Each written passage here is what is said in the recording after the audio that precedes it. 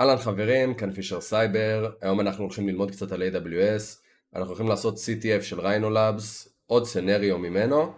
אנחנו הולכים לקבל credentials ראשונים של יוזר מוחלש, ולראות איך אנחנו יכולים להגיע בעצם לאדמין, שנוכל לעשות מה שבא לנו בסביבה הזאת.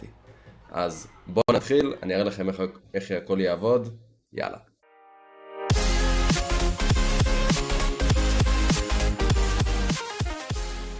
אז זה הגיטהאב הרשמי של CloudGoat. כמו שאתם רואים, יש פה מדריכים שלמים של איך להרים אותו, איך לתפעל אותו, זה אני לא אזכור בווידאו הזה.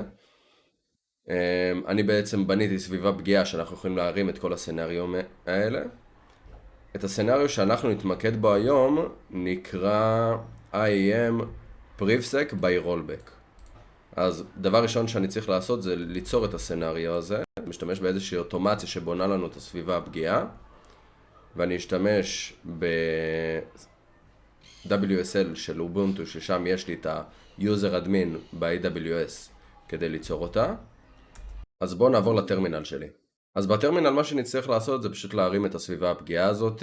CloudGoat עושה לנו אוטומציה נורא פשוטה בשביל זה.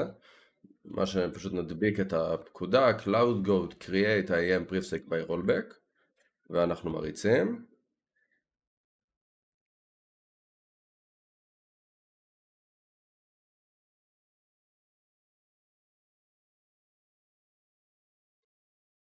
והנה הגיע אלינו הפלט, נעשה cat לסטארט,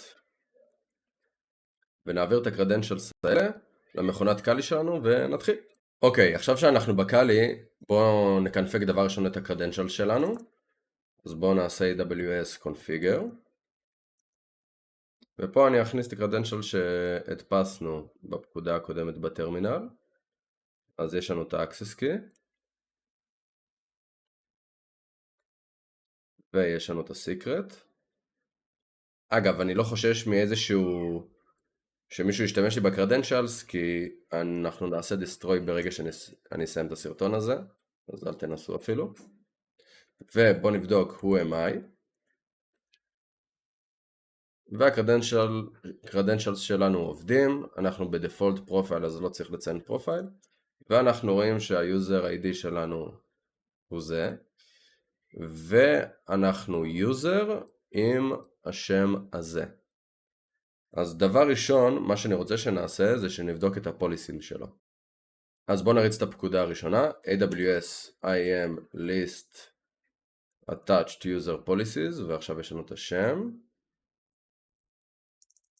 נעשה העתק הדבק.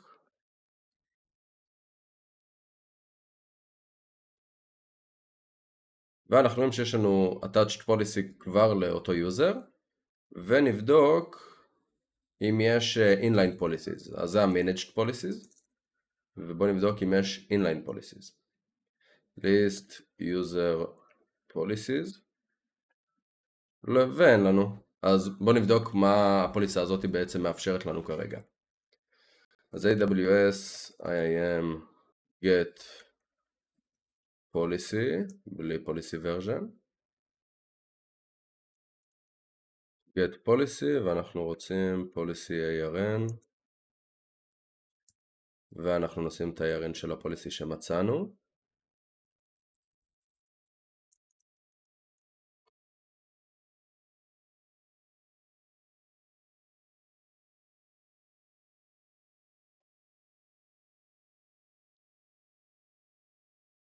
אוקיי, כרגע אנחנו רואים את השם של הפוליסה, הנתיב שהיא נמצאת בו, את הוורז'ן שכרגע זה ה-default version ID, מה שכרגע מוכל על הפוליסה הזאת, איזה version יש לה.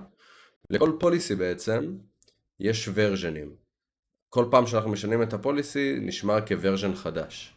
אז אנחנו יכולים לקבוע לצורך העניין, אם עשינו 5 version'ים, אז לקבוע שוורז'ן מסוים זה הוורז'ן שאנחנו רוצים כרגע שהפוליסי תהיה מוטמעת בו, אבל יישמר לנו כל ההיסטוריה של הוורז'נים.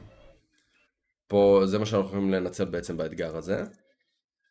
אז השלב הבא הוא בעצם לבדוק מה הפוליסה שלנו, איזה אופציות יש לנו עם אותה פוליסה. אז get policy version, ואנחנו ב-V1 כרגע, ונשים פה את ה-Policy ARN שלנו.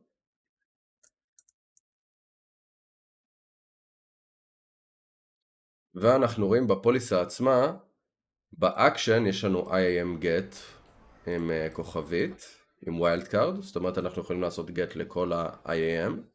יש לנו IAM list, גם אנחנו יכולים לעשות עם wild card, אנחנו יכולים לעשות list לכל ה-IAM functions. ויש לנו עוד יכולת IAM set default policy version. אנחנו יכולים לקבוע מה תהיה הפוליסה, הוורז'ן הדפולטיבי של הפוליסה. מה בעצם יוכל.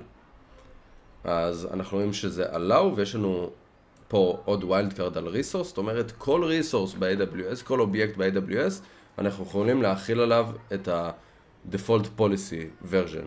אז בואו נראה את הוורז'נים שיש לנו כרגע לפוליסה הנוכחית. אז ניקח את ה-policy ARN ונעשה AWS, IAM, list policy versions. סליחו לי על הפקודות שמשלימות את עצמם, פשוט עשיתי את זה לפני. וזה רץ, מעולה. ואנחנו רואים שיש 5 ורז'נים. בשעות שונות, בתאריכים שונים, לא כזה רלוונטי לנו. ובואו נרוץ על הוורז'נים ונראה מה ההבדל ביניהם. אז ראינו את הוורז'ן הראשון, שזה בעצם הפוליסה שעברנו עליה. בואו נראה את הוורז'ן השני. אנחנו רואים שיש לנו אפקט allow, יש לנו IAM get לכל הריסורסים, עם condition של תאריך. אוקיי, זה לא הפוליסה שמעניינת אותנו כל כך. בואו נראה את הוורז'ן 3. יש לנו פה action, כל האקשנים, אפקט allow לכל הריסורסים. זאת אומרת, פוליסה שהופכת אותנו לאדמינים. למה? כי אקשן אנחנו יכולים לבצע את כל הפעולות ב-AWS לכל הריסורסים. משמע אנחנו אדמינים. אז אנחנו רוצים עכשיו לקבוע שזאת תהיה הפוליסה הדפולטיבית, מה שבעצם יגרום ליוזר שלנו להיות אדמין, ומפה אנחנו עושים דבר פשוט, AWS IAM, set default policy version, עכשיו יש לנו policy ARN, יש לנו את זה, ו-version ID v3. ועכשיו אם נעשה את הפקודה שעשינו get policy, אנחנו נראה שהדפולט version שלנו הוא v3. ועכשיו אם נעשה list attach user policies, אנחנו נראה שמוכל עלינו פוליסה שבעצם מאפשרת לנו להיות אדמינים. ועל ידי כך עשינו אסקלציה להיות אדמינים. זה הכל היום. זה די פשוט, די מהיר.